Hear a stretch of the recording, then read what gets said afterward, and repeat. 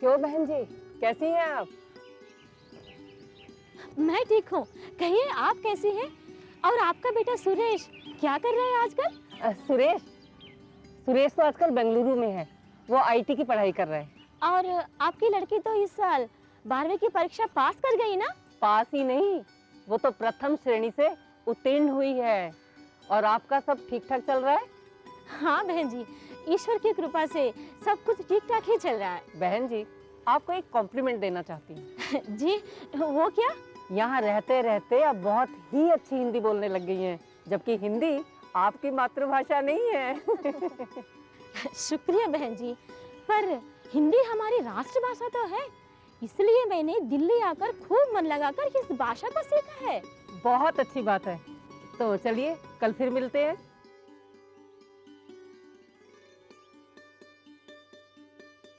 भाई वाह, मजा आ गया।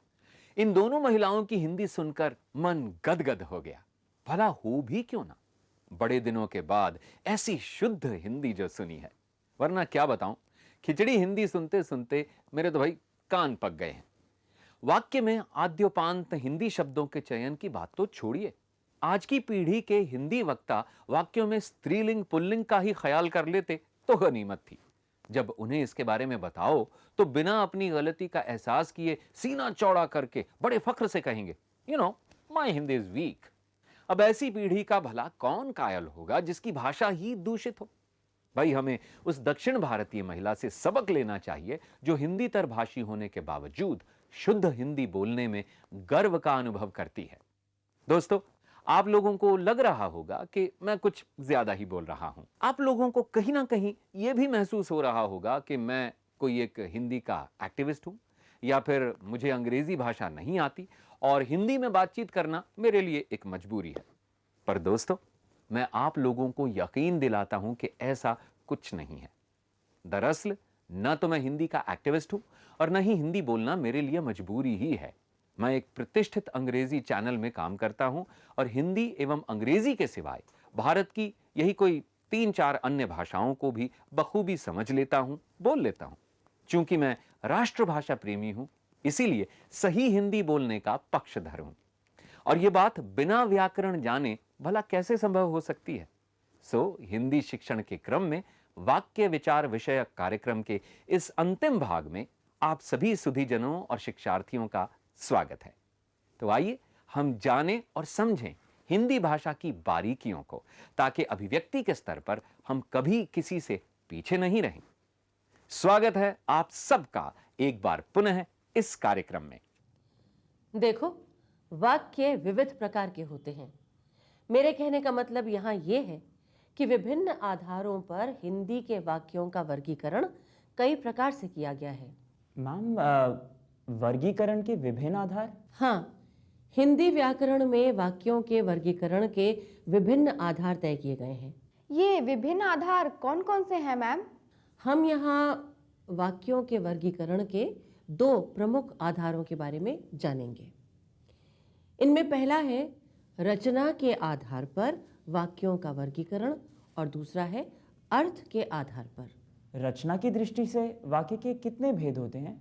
रचना की दृष्टि से वाक्य के 3 भेद होते हैं।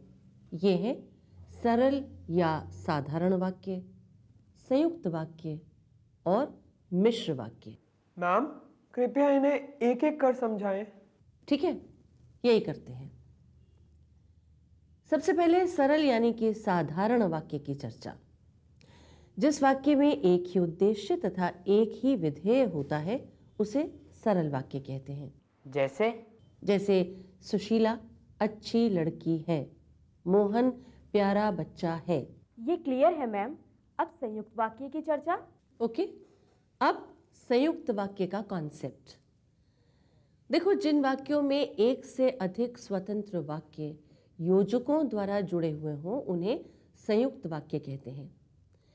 संयुक्त वाक्य परस्पर प्रायः, तथा, एवं, पर, परंतु, किंतु, इसलिए जैसे समुच्चय बोधक अव्ययों की सहायता से जुड़े रहते हैं।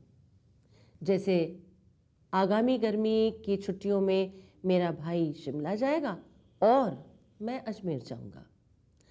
आज मेरे भाई का जन्मदिन है, इसलिए घर में पार्टी है। देखा आप लोगों ने, यहाँ इन दोनों वाक्यों में दो दो स्वतंत्र वाक्य हैं।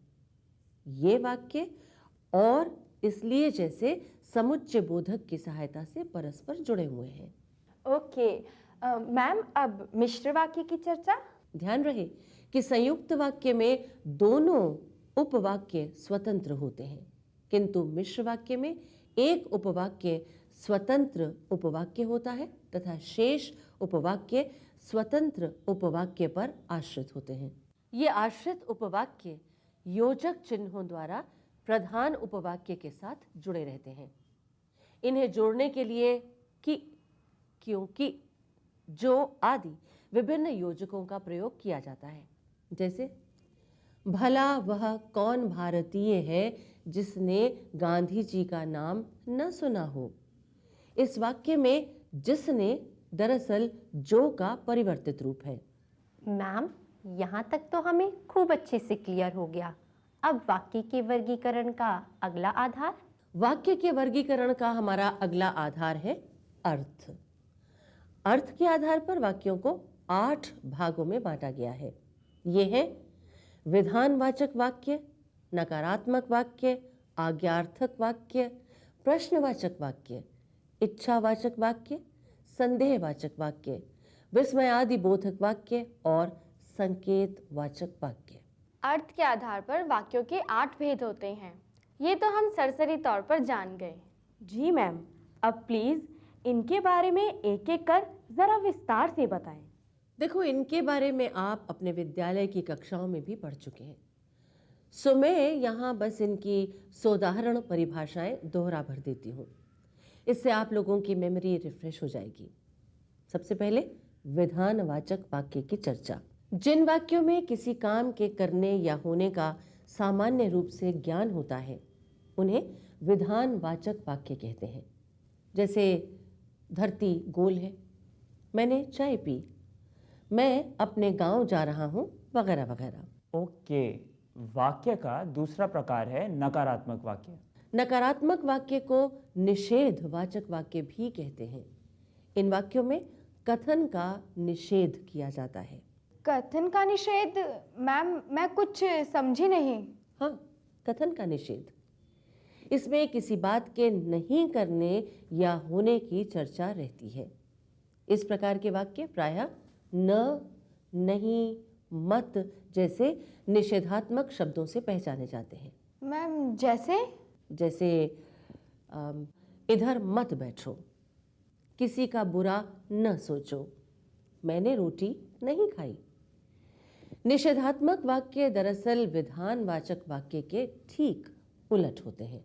जी मैम, जैसे मैं इलाहाबाद जाऊंगा विधानवाचक वाक्य, मैं इलाहाबाद नहीं जाऊंगा निषेधवाचक वाक्य।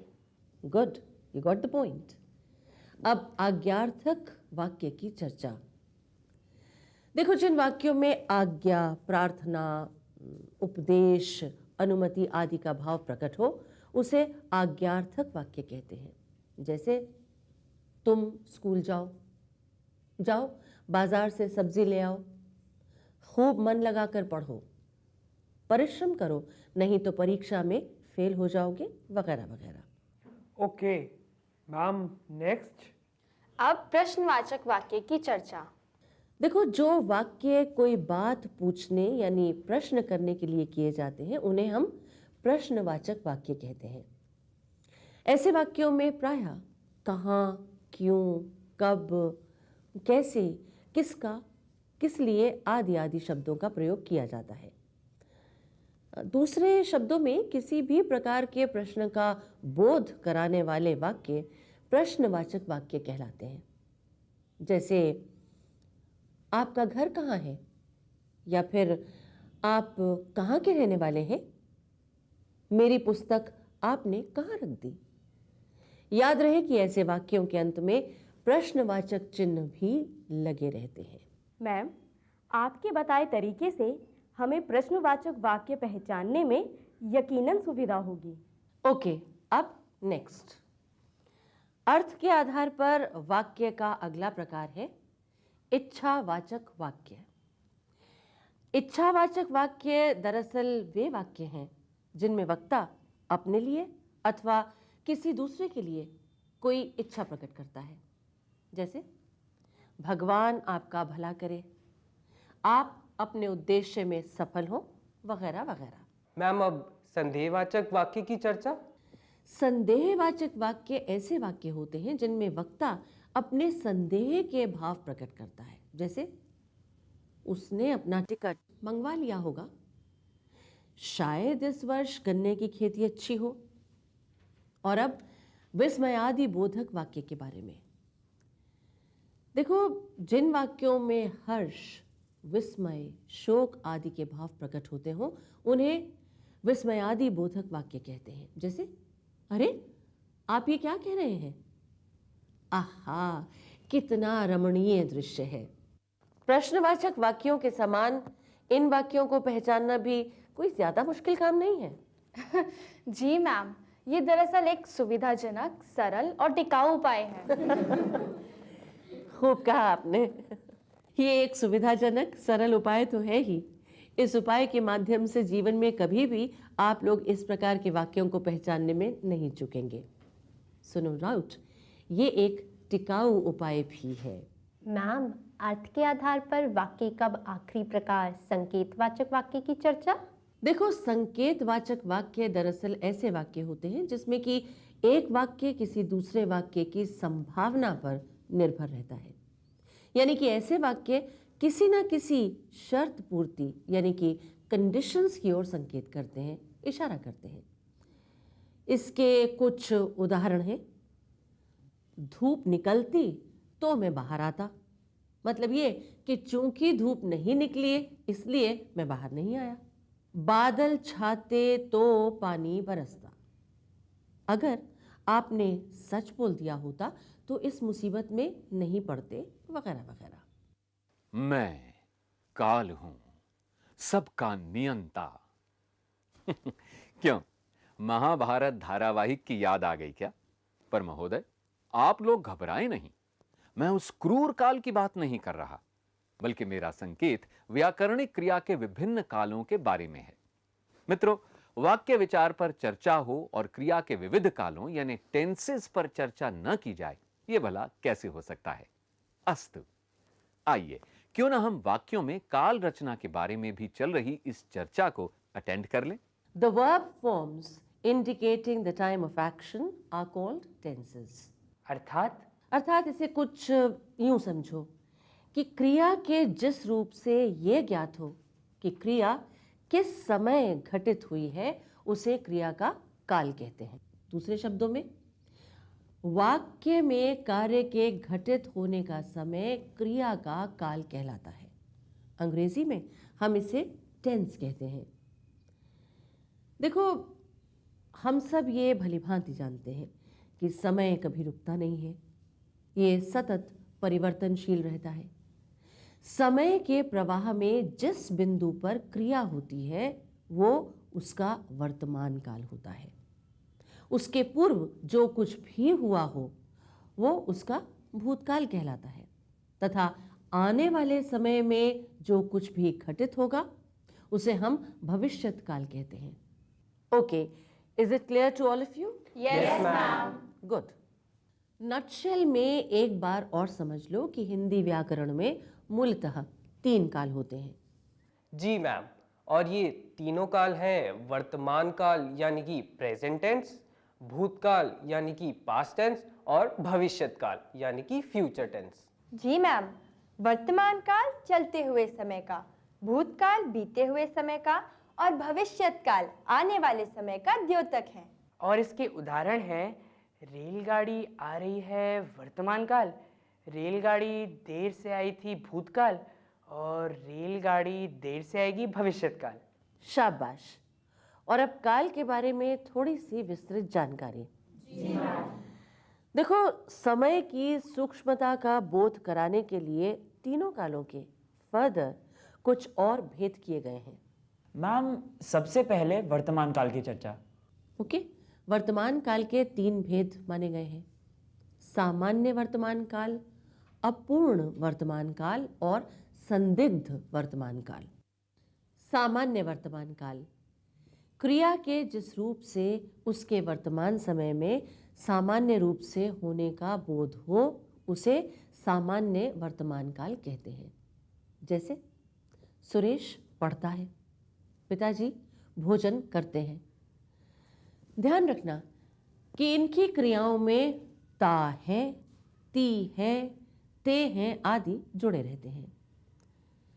अपूर्ण वर्तमान काल, क्रिया के जिस रूप से ये ज्ञात हो कि क्रिया वर्तमान काल में प्रारंभ तो हो गई है पर अभी चल ही रही है, समाप्त नहीं हुई है, तो उसे अपूर्ण वर्तमान काल कहते हैं।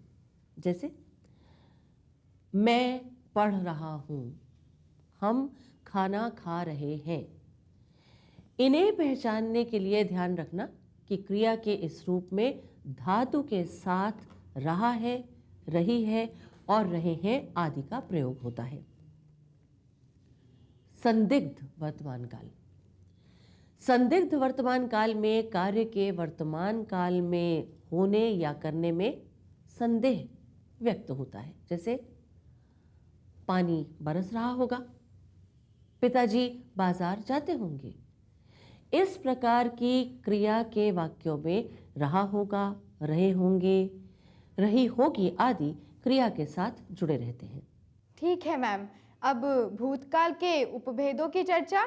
देखो, भूतकाल की क्रियाओं के अध्ययन की सुविधा के लिए हिंदी वाक्यों को 6 भागों में बांटा गया है। इन्हें एक एक कर समझते हैं। इनमें पहला है सामान्य भूतकाल। इसमें भूतकाल की क्रिया के सामान्य रूप से संपन्न होने का बोध होता है। जैसे सुरेश आया, श्रीकांत गया, मनीषा ने रोटी खाई, वगैरह वगैरह। आसन्न भूतकाल उसे कहते हैं जिसमें क्रिया के अभी अभी समाप्त होने का बोध होता हो। जैसे मैंने खाना खा लिया है, उसने नमाज पढ़ ली है, वगैरह वगैरह। पूर्णभूत यानी कि क्रिया का वो रूप जिसमें क्रिया के पूरा होने अथवा उसकी समाप्ति के समय का स्पष्ट बोध होता है। इन क्रियाओं के अंत में था, थी, थे आदि जुड़ते हैं। जैसे मैंने किताब पढ़ी थी, तुमने मेरा घर देखा था आदि आदि। अपूर्णभूत, इसमें क्रिया के भूतकाल में होने का बोध होता है किंतु उसकी समाप्ति का बोध नहीं होता। जैसे कि वह सो रहा था, गीता नाच रही थी। वाक्य के अंत में ऐसी क्रियाओं के साथ रहा था, रही थी, रहे थे आदि जुड़ते हैं। संदिग्ध भूत यानी क्रिया के जिस रूप से भूतकाल में क्रिया के होने में संदेह होता हो। जैसे उसने गीत गाया होगा, शिवम स्कूल चला गया होगा आदि आदि। हेतु हेतु मद भूत, भूतकाल का अंतिम उपभेद हेतु हेतु मद भूतकाल की चर्चा। देखो, क्रिया के जिस रूप से हमें ये ज्ञात हो कि कार्य भूतकाल में हो सकता था परंतु किसी कारणवश नहीं हो पाया, तो वो हेतु हेतु मद भूतकाल कहलाता है। जैसे यदि कलाकार आते, प्रथम उपवाक्य, तो आज की शूटिंग पूरी हो गई होती, द्वितीय उपवाक्य। यदि तुम मेहनत से पढ़ते तो उत्तीर्ण हो गए होते। ध्यान रखना कि हेतु हेतु मद भूतकाल वाले वाक्यों में सामान्य रूप से 2 उपवाक्य होते हैं और उनमें एक दूसरे का कारण होता है। कहने का मतलब है कि यहाँ शूटिंग पूरी नहीं होने का कारण कलाकारों का नहीं आना है। इन दोनों उपवाक्यों में परस्पर कार्य कारण का संबंध होता है। मैम, यहाँ तक के कॉन्सेप्ट्स तो हमें क्लियर हो गए। जी मैम, अब इससे आगे की चर्चा। अब भविष्यत काल के भेदों की चर्चा। भविष्यत काल के 3 उपभेद हैं: सामान्य भविष्यत काल, संभाव्य भविष्यत काल और हेतु हेतु मद भविष्यत काल। सामान्य भविष्यत काल यानी क्रिया के जिस रूप से ये ज्ञात हो कि क्रिया भविष्यत काल में सामान्य रूप से होगी, जैसे मैं खेलूंगी, वह गीत गाएगा, राधा नाचेगी, वगैरह वगैरह। क्रिया के जिस रूप से ये ज्ञात होता हो कि भविष्य में क्रिया के होने में संदेह या संभावना है, तो उसे संभाव्य भविष्यत काल कहते हैं। जैसे शायद आज पानी बरसे, लगता है रीता कल आए, वगैरह वगैरह। और अब भविष्यत काल के अंतिम उपभेद हेतु हेतु मद भविष्यत काल की बात करते हैं। ये कॉन्सेप्ट बहुत कुछ हेतु हेतु मद भूतकाल की तरह ही है। फर्क बस इतना है कि हेतु हेतु मद भूतकाल में भूतकालिक क्रिया का प्रयोग होता है, जबकि इसमें भविष्यत काल की क्रिया का। अब तो मैंने हिंट दे ही दिया। आप में से कोई वॉलंटियर करिए प्लीज। जी मैम, हेतु हेतु मद भविष्यत काल उसे कहते हैं जिसमें भविष्यत काल में क्रिया किसी अन्य क्रिया के होने पर ही संपन्न होगी। गुड। जैसे जैसे यदि मैं परिश्रम करूंगी तो कक्षा में अवश्य प्रथम आऊंगी। जैसे वह कहे तो मैं कोशिश करूं। यदि टिकटें मिल गईं तो हम नाटक देखने जाएंगे।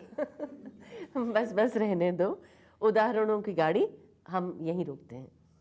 जानकर बेहद अच्छा लगा कि आप लोगों के बेसिक कॉन्सेप्ट्स पूरी तरह से क्लियर हैं। दोस्तों, कहना नहीं होगा कि वाक्य रचना में व्याकरणिक काल की संकल्पना बेहद मायने रखती है। काल के कॉन्सेप्ट को जानकर निश्चय ही हमारी अभिव्यक्ति शैली सशक्त और मुखर होगी। मित्रों, आप लोगों ने भी यह जरूर नोट किया होगा कि एक ही बात को कहने के लिए हम अलग अलग शैली का प्रयोग करते हैं। जैसे मैंने राम को देखा था, या फिर राम मुझे दिख गया। सरसरी तौर पर यदि देखें तो सामान्य अर्थ के स्तर पर इन दोनों अभिव्यक्तियों में बेशक हमें कोई फर्क न लगे, परंतु व्याकरण का छात्र होने के नाते इन अभिव्यक्तिगत शैलियों के बारे में जानना भी हमारे लिए अत्यंत आवश्यक है। क्या कहा? क्या आप लोग भी इस बारे में जानने को उत्सुक हैं? ठीक है, तो आइए चलिए कक्षा में चलते हैं, जहां अध्यापिका इस समय वाक्य विचार के अंतर्गत इसी बिंदु पर चर्चा कर रही हैं। अब वाच्य यानी कि वॉइस की चर्चा। वाच्य हमारी कथन शैली है, यानी कहने की शैली है। इस व्याकरणिक बिंदु पर चर्चा करने से पहले हम अपनी मेमोरी रिफ्रेश करते हैं। देखो, क्रिया प्रमुखतः दो प्रकार की होती है।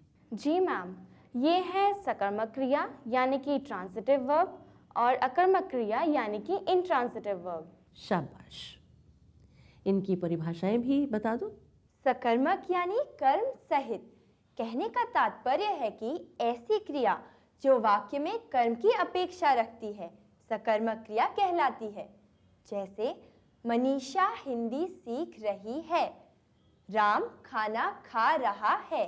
कुछ क्रियाएं ऐसी होती हैं जिनका उद्देश्य मात्र कर्ता के कार्य तक ही सीमित होता है, उसका फल किसी और व्यक्ति या वस्तु पर नहीं पड़ता। जी मैम, ऐसी क्रियाएं अकर्मक क्रियाएं यानी इंट्रांसिटिव वर्ब्स कहलाती हैं। जैसे बच्चे हंस रहे हैं, पानी बहता है, रमा सो रही है, एक्सेट्रा एक्सेट्रा। गुड। अब वाच्य का कॉन्सेप्ट समझना आप लोगों के लिए कोई मुश्किल नहीं, तो शुरू करें। देखो, हिंदी में वाच्य तीन प्रकार के होते हैं। कर्तृवाच्य यानी कि एक्टिव वॉइस, कर्मवाच्य यानी कि पैसिव वॉइस, और भाववाच्य यानी कि इम्पर्सनल वॉइस। देखो, कर्तृवाच्य के वाक्यों में कर्ता प्रधान रहता है, कर्मवाच्य के वाक्यों में कर्म प्रधान रहता है, और भाववाच्य के वाक्यों में भाव यानी क्रिया ही प्रधान होती है, कर्ता या कर्म नहीं। मैम, इन्हें जरा एक एक कर समझाएंगी? हाँ हाँ, क्यों नहीं। देखो, जिन वाक्यों में कर्ता की प्रधानता होती है वे कर्तृवाच्य वाले वाक्य कहलाते हैं।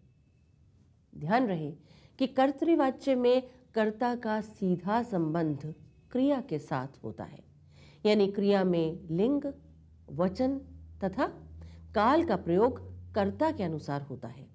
जैसे लड़का पढ़ता है, लड़के पढ़ते हैं, लड़की पढ़ती है, लड़कियां पढ़ती हैं। आप लोगों ने गौर किया होगा कि यहाँ क्रिया के लिंग और वचन कर्ता के अनुसार बदलते जाते हैं। और अब कर्मवाच्य की चर्चा। जिन वाक्यों में कर्म यानी कि ऑब्जेक्ट की प्रधानता होती है उन्हें हम कर्मवाच्य वाले वाक्य कहते हैं। कर्मवाच्य में क्रिया का सीधा संबंध कर्म से होता है, यानी कि क्रियाएं कर्म के अनुसार बदलती हैं। ओके? और अब यहाँ एक क्वेश्चन आप लोगों से। आप लोग मुझे ये बताइए कि कर्मवाच्य के वाक्यों में क्रिया कौन सी होती है, सकर्मक या अकर्मक? मैम, सकर्मक क्रिया। तभी तो वाक्य कर्मवाच्य का बन पाएगा। ठीक, बिल्कुल ठीक। कर्मवाच्य का प्रयोग केवल सकर्मक क्रियाओं तक ही सीमित रहता है। और अब इसके उदाहरण यहाँ स्क्रीन पर देखें। रानी से छोटे अक्षर पढ़े नहीं जाते, पंचायत में सभी गांववासी बुलाए जाएंगे। सुनील से यह पुस्तक पढ़ी नहीं जाती। एग्जाम्पल्स आप लोगों को क्लियर है? जी मैम। गुड। कर्मवाच्य का प्रयोग प्रायः वहां किया जाता है जहां कर्ता की क्रिया या तो अज्ञात होती है या फिर जहां कर्ता के विषय में जानकारी देना जरूरी नहीं समझा जाता। सरकारी कामकाजों में भी प्रायः हम कर्मवाच्य की संरचना वाले वाक्यों का ही प्रयोग करते हैं। कर्मवाच्य के वाक्यों का निर्माण हम के द्वारा या से लगाकर करते हैं। मैम, और अब भाववाच्य यानी कि इम्पर्सनल वॉइस की चर्चा। भाववाच्य यानी कि इम्पर्सनल वॉइस में न तो कर्ता और न ही कर्म प्रधान होता है, बल्कि वाक्य में भाव की प्रधानता होती है। ऐसे वाक्य भाववाच्य कहलाते हैं और इसीलिए इन वाक्यों के वचन, पुरुष तथा लिंग सदा एक वचन, अन्य पुरुष तथा पुल्लिंग में ही रहते हैं। ये भी ध्यान देने की बात है कि भाववाच्य में क्रिया का प्रयोग प्रायः असमर्थता अथवा विवशता प्रकट करने के लिए किया जाता है। ये बात भी पहले ही बता चुकी हूं कि भाववाच्य में कर्म नहीं होता, यानी अकर्मक क्रियाएं ही भाववाच्य बनाती हैं। कर्तृवाच्य से भाववाच्य बनाने में भी हम प्रायः से, के द्वारा जैसे कारक चिन्हों का ही प्रयोग करते हैं। और अब इसके उदाहरणों की बारी। इन्हें स्क्रीन पर देखते हैं। बीमार से चला नहीं जाता, मुझसे उठा नहीं जाता, चलो अब सोया जाए। मैम, ये तो अब हमें क्लियर हो गया। अच्छी बात है, पर भाववाच्य की चर्चा के क्रम में इसका एक्सेप्शन भी है। इसकी चर्चा भी यहाँ जरूरी है। चर्चा के क्रम में आप लोगों को मैंने ये पहले ही बताया था कि भाववाच्य अकर्मक क्रियाओं में होते हैं, पर कई बार भाववाच्य सकर्मक क्रियाओं से भी बनते दिखाई पड़ते हैं। भाषा में ऐसे प्रयोग बेशक कम हो, पर होते जरूर हैं। इनके कुछ उदाहरण देखो। मुझसे राधा का दुख देखा नहीं जाता, माताजी से नौकरानी की दुख भरी कहानी सुनी नहीं गई।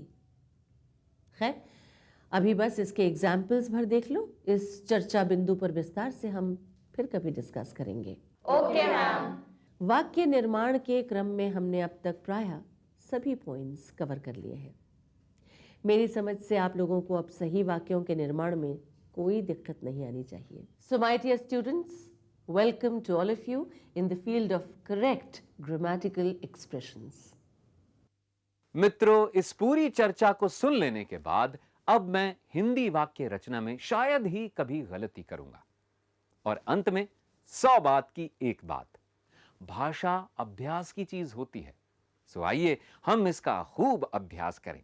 जितना अधिक अभ्यास उतनी अधिक सशक्त अभिव्यक्ति। अस्तु।